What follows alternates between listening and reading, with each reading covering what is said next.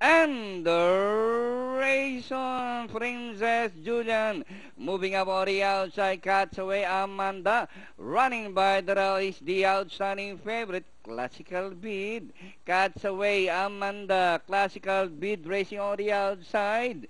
Cuts away by about 2 lines, followed by Amanda.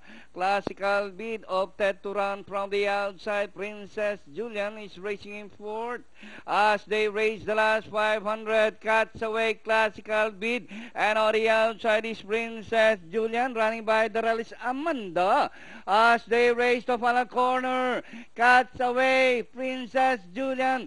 Classical Bead in between runners. By the rail is Amanda, and nearing the finish line, cuts away Classical Bead is on the outside. Cuts away Classical Bead on the further outside, but still cuts away Classical Bead Amanda, and finally cuts away Classical Bead Amanda. Princess Julian, Senior Bon, Pentafecta.